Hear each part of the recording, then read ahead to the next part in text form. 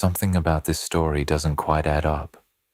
In the autumn of 1904, deep inside a remote cave system in Patagonia, at the very bottom of the world, where the wind never fully stops and the land feels older than memory, a group of explorers pulled something out of the darkness that should not have existed, not because it was supernatural, not because it defied the laws of nature, but because, according to everything science believed at that moment, it had been dead for 10,000 years.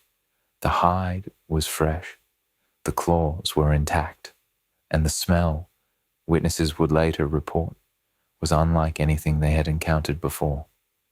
For a brief and deeply strange period in scientific history, serious men with serious credentials asked a question that seems almost impossible to say aloud today. What if it was still alive?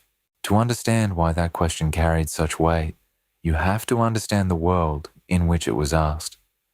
It is the turn of the 20th century. The map of the earth is still being filled in. Entire mountain ranges in Central Asia remain uncharted. The Congo Basin is a mystery to Western science. The deep jungles of the Amazon have never been surveyed.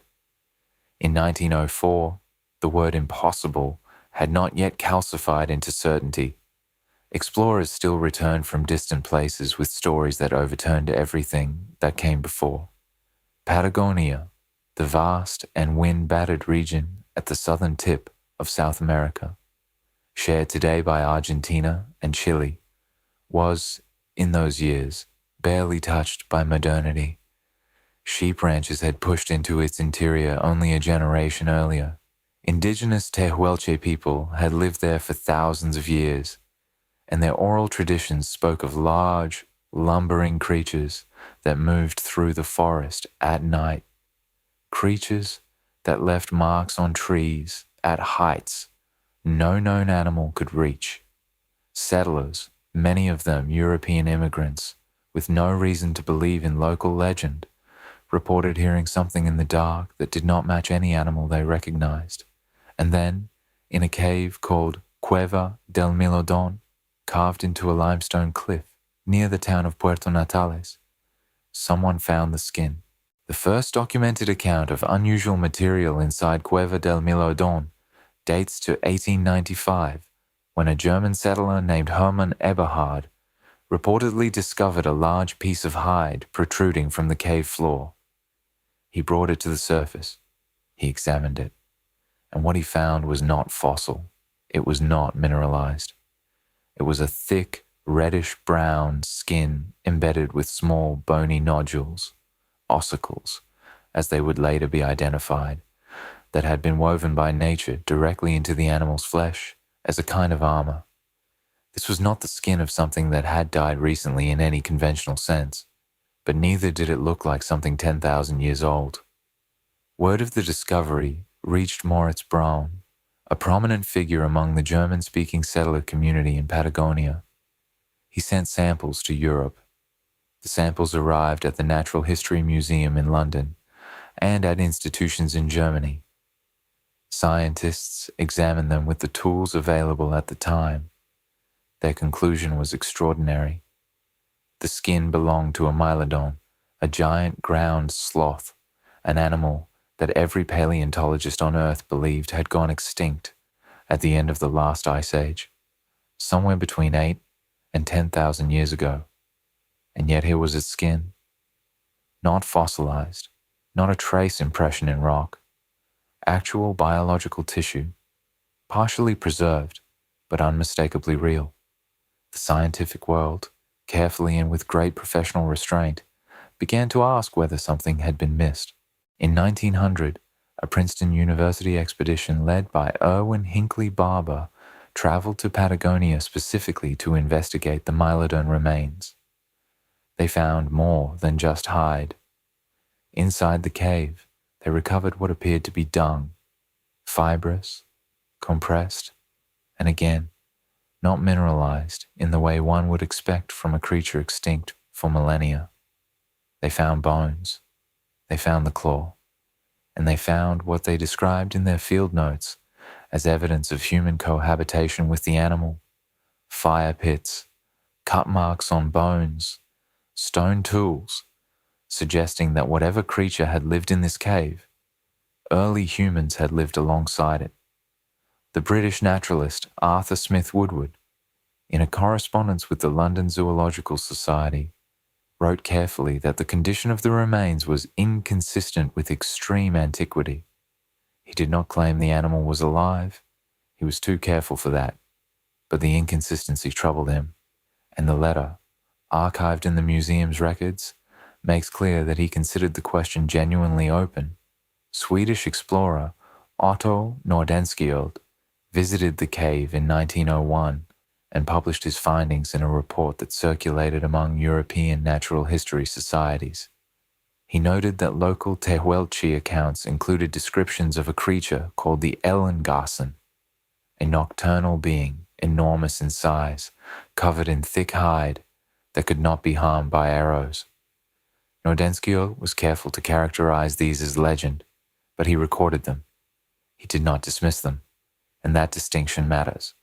By 1902, at least 3 separate European scientific institutions had received samples from Cueva del Mylodon, and at least 2 had issued statements acknowledging that the preservation was unusual enough to warrant further study. Then, quietly, the conversation shifted. New analyses suggested that the cave's unique cold and dry conditions could explain the exceptional preservation. The skin was ancient, they concluded. The dung was ancient. The smell and freshness were simply the result of a natural deep freeze effect inside the limestone chamber. That explanation became the official one, and the question was closed. But here is where the story becomes interesting in a different way. In the years immediately following the Cueva del Mylodon discovery, at least 4 other reports of large, unknown animals emerged from remote areas of Patagonia and the surrounding regions.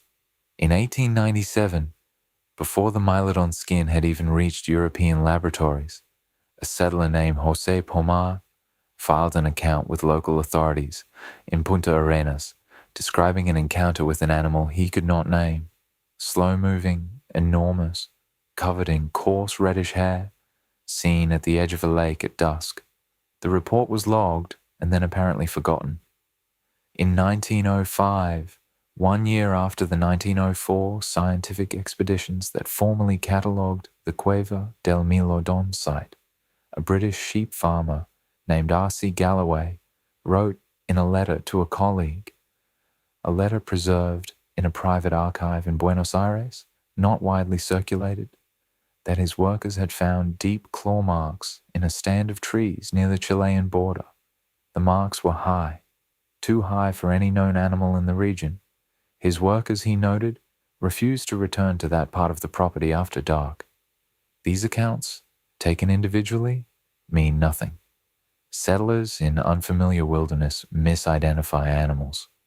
Fear shapes perception. But what is interesting is not any single report. What is interesting is that these accounts cluster around a specific period, roughly 1895 to 1910, and a specific region, and then they stop. Historians who have studied the frontier settlement of Patagonia note that by 1910, the interior had been significantly more penetrated by cattle and sheep operations. The wilderness was contracting. Whatever was generating these accounts, misidentification, legend, something else entirely, ceased to generate them around the time human settlement became dense enough to leave fewer dark corners.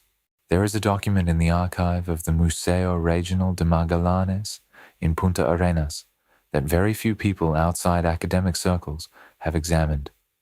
It is a handwritten testimony, dated 1909, from an elderly Tehuelche man whose name was recorded only as Pascual by the missionary who transcribed the interview. In it, Pascual describes a creature his people had known for generations, not as myth, but as a fact of the landscape. He uses a word that the missionary translates roughly as the one who digs. He says the creature was rarely seen, but often heard. He says it smelled strongly, particularly in wet weather. He says it was gone from the land his grandfather had known, and that its disappearance had happened within living memory, not thousands of years ago, but within 2 or 3 generations. The missionary's marginal notes on the document express skepticism.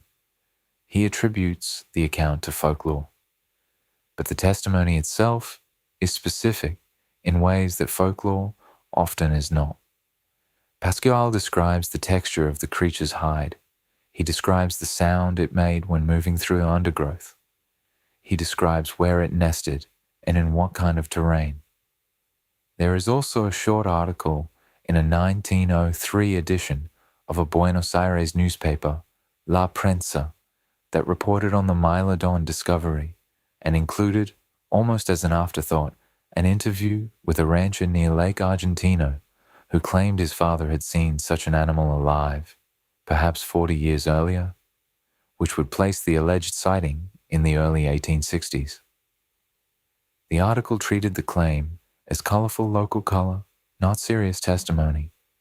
The rancher's name was not printed. The story was not followed up. These fragments do not prove anything. They were not meant to. But they exist. They are real documents, real testimonies, sitting in real archives. And they complicate the clean line between extinct 10,000 years ago and the messy, uncertain reality of what people in that region were reporting in the final years of the 19th century. So what do we actually know? We know that biological tissue belonging to a Mylodon, a ground sloth that stood roughly 6 feet tall at the shoulder and may have weighed upward of 4 tons, was recovered in near pristine condition from a cave in Patagonia.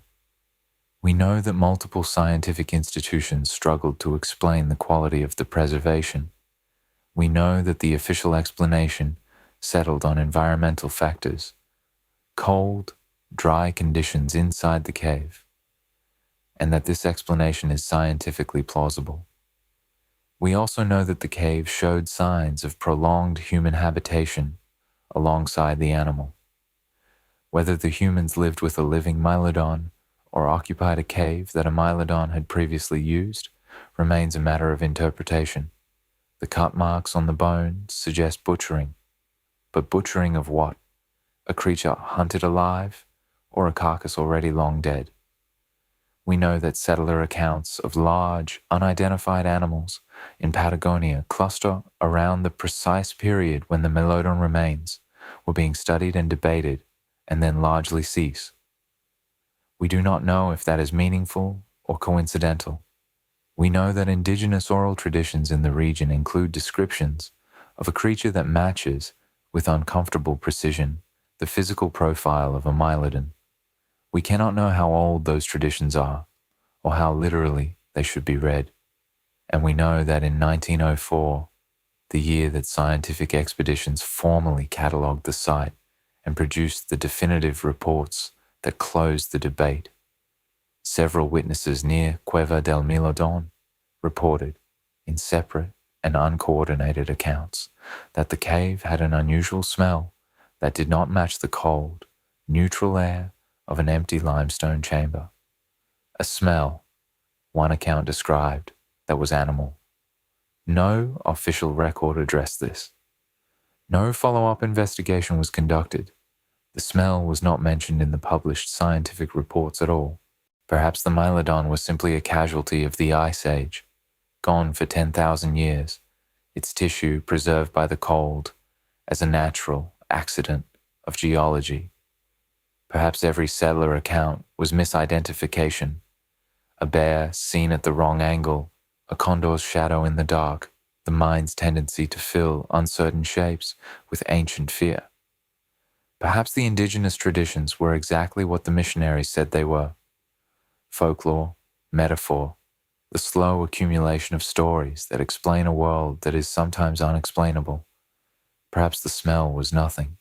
Perhaps the claw marks were nothing. Perhaps Pascual was remembering dreams his grandfather had told him, not facts. Perhaps the rancher at Lake Argentino was embellishing, and the letter from Galloway was exaggeration, and the newspaper report was the careless work of a journalist who had no editor looking over his shoulder. All of that is possible. Most of it is probably true.